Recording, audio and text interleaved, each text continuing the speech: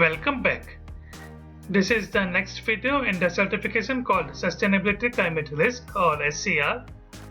We are still continuing with Module 2 and we would be discussing Chapter 16 to 20. This is the presentation outline. Let's study them one by one. So, central banks are known as lenders of last resort and monetary policy makers. They have tools to influence lending and investment behavior. Prominent roles of central banks are as under. The first is to limit inflation. For this, they use monetary policy. The operations used are open market operations and minimum reserve requirement.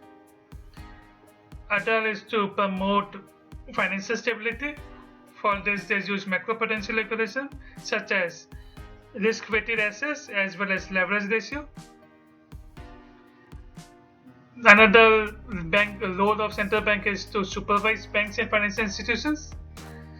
For this, central banks require banks to go through stress tests for their solvency as well as liquidity.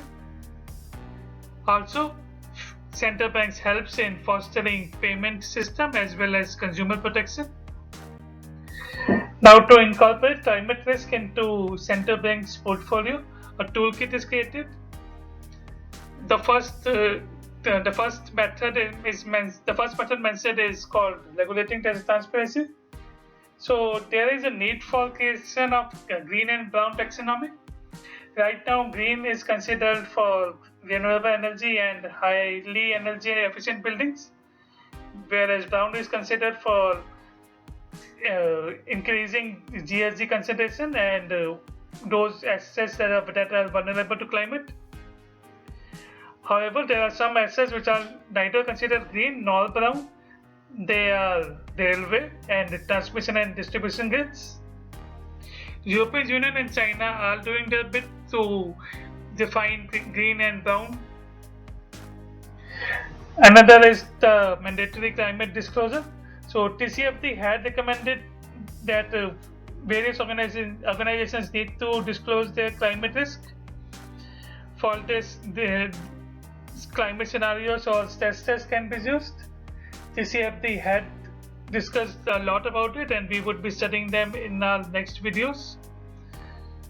The next is the financial asset purchase.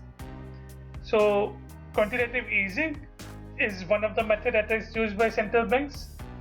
But the problem is that the high quality and liquid assets are usually taken by oil and gas companies. So it is counterproductive to climate risk or green economy. Another is staff pension funds. They are also investing in large amount of brown assets. Other is currency reserve management. Central banks do hold foreign currency for short-term, medium-term and long-term liquidity.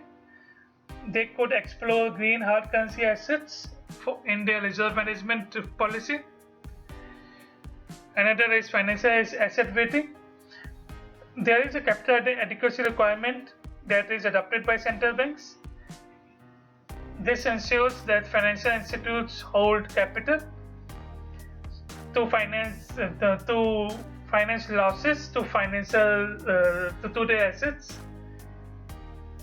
As per Basel III rule, there is different risk weight for different assets. Financial institutions are incentivized to hold assets of low loan to value ratio or sovereign and corporate bonds with good ratings. Also, Basel III has set 1 month liquidity rule for financial institutions. China is doing their bit by giving higher rating to banks having higher green credit. Another is collateral framework. Central bank require collateral for lending money to banks, which is usually in the form of bonds and non-tradable assets. Another method that can be used is green bond subsidies. Central bank provides financial support to first-time issuers of green bond, and this can help in growth of green economy. Another is credit grinders. Some of the central banks, such as RBI, has set priority sector lending. The problem with this is that it would incur expenditure. Banks usually cross-subsidize priority customer or purchase priority sector lending obligation certificates from larger banks. So what are the recommendations? The first recommendation is to develop a brown taxonomy. European Union and China are doing their bit, and we would have a taxonomy within some years. However, this taxonomy should not take a binary approach. The second is to mandate financial institute to disclose climate risk. This is already done by TCFD. Also, the third is climate scenario and stress test is under TCFD recommendations, and those scenarios are being consistent with IPCC. The fourth, which is risk weighting for capital adequacy, is being taken up quite seriously right now. There are different weights for risk weighted assets. However, most of the risk weighting is done based on historical data. They need to incorporate a forward-looking scenario, which is more than 5 years, 3 to 5 years, and this would help in growth of green economy. Other is high-quality liquid asset haircut. Central banks are reluctant to reduce overall stringent of capital adequacy and liquidity for green and brown assets. They can reweight it to ensure there is no overall deterioration. Another is brown penalties and offsetting green support. So central banks can give you a haircut to brown assets by increasing it and reducing it for green assets. Another is aligning with the ESG objectives. Brown assets needs to have haircut. Banks need to incentivize loans to green assets. Pension funds as well as quantitative easing needs to be done for green economy. This green load would benefit in going towards sustainable future. Central bank can also use credit guidance tools which can help in credit lending. That RBI can use this tool for India. Now the next chapter, which is GHG accounting principle. There are 5 reporting principles for it. The first is the relevance. These usually contain information that is needed by internal as well as external users for decision making. They have to choose an inventory boundary for it, which is based on organization structure, operation boundary, and business context. The second is completeness. All relevant emissions should be within chosen inventory boundary. The weakness of this is that there is lack of data or there is cost of getting data. There is a materiality threshold which is usually not compatible with completeness principle.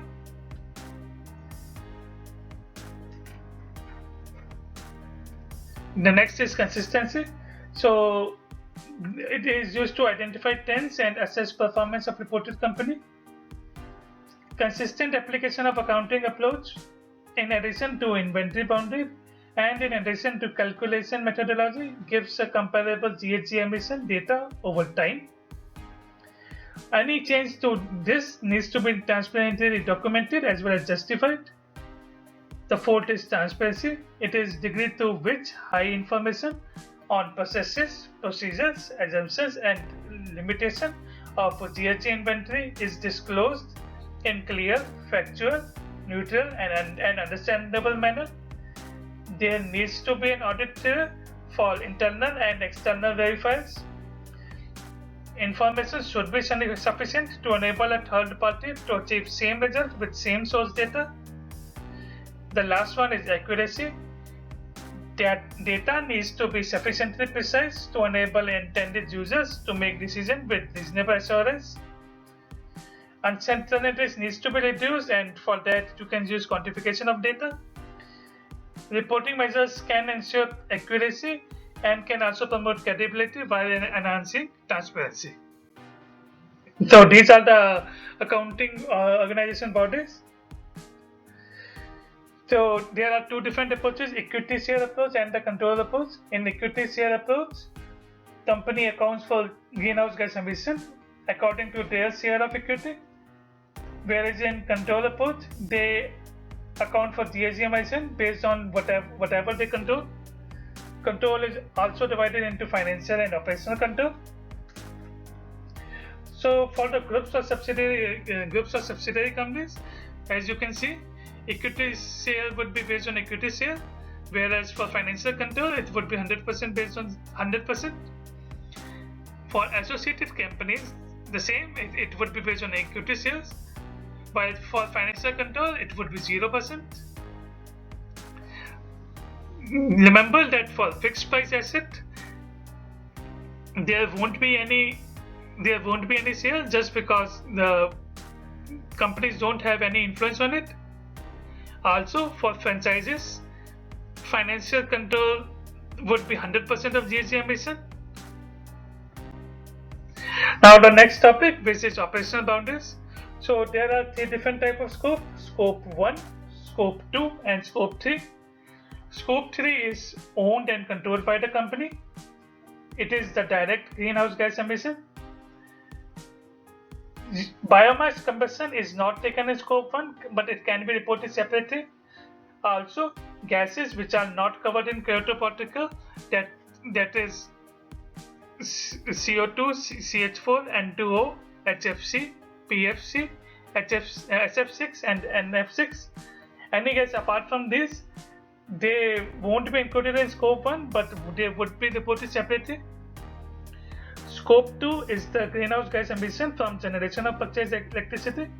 Usually, this is the scope which can help in increasing the efficiency or reducing greenhouse gas emission.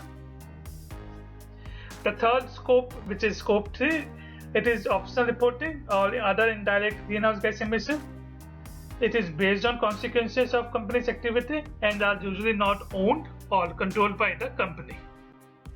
Now let's study that with an example. So as you can see, whenever a company installs a new power plant, they would the emission that is generated to it, they would consider that in scope 1. However, when they substitute their new purchased vehicle with a leased vehicle, it would be considered as scope 1 for the addition, whereas it would be considered as scope 3 for reduction.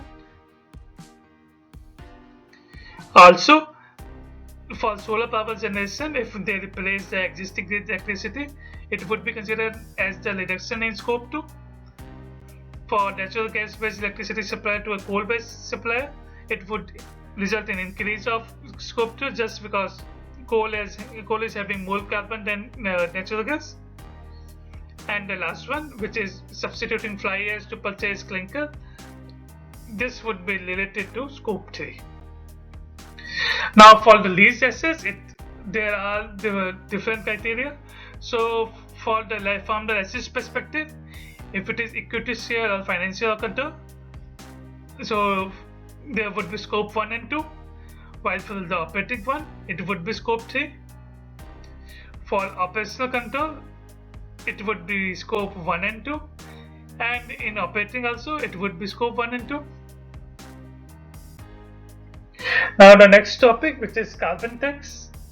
So government sets and specifies the sources for the carbon tax. It is usually based on economic efficiency.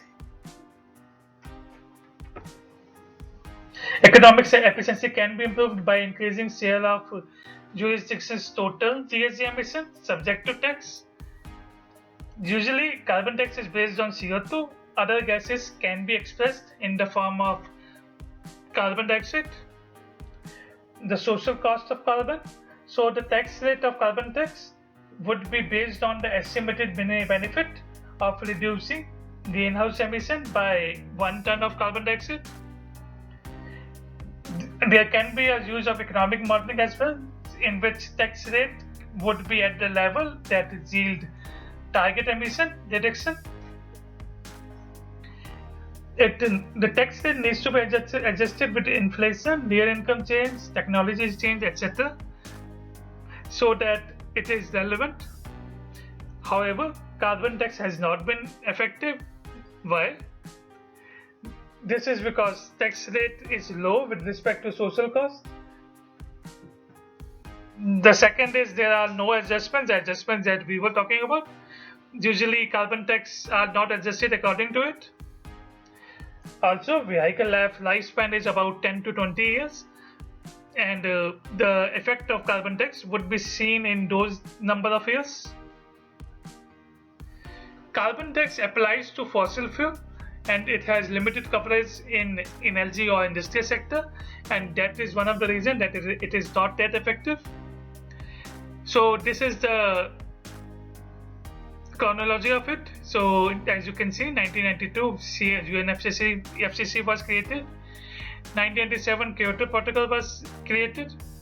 In 2005 the first EU ETS market was created, and from there we are continuing till now. The other is the ETS market. So in this, government set limit as well as distribute tradable allowance. It is based on two methods, which is the first is the cap and trade method. So the regulatory emitter needs to send the allowances.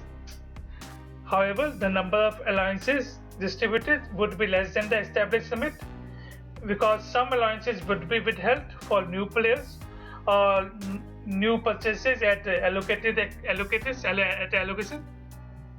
Another is the baseline and credit method. Excess emitters need to purchase credit. The rate would be based on market price, and this would create competitiveness as well as no monopoly situation. The aggregate cap in ETS needs to decline over time, which would help it to be effective. ETS has been effective rather than carbon tax. The reason being, there is an increased share of allowance auctioned. So the second is future caps are also announced in ETS. So usually they are between 3 to 8 years.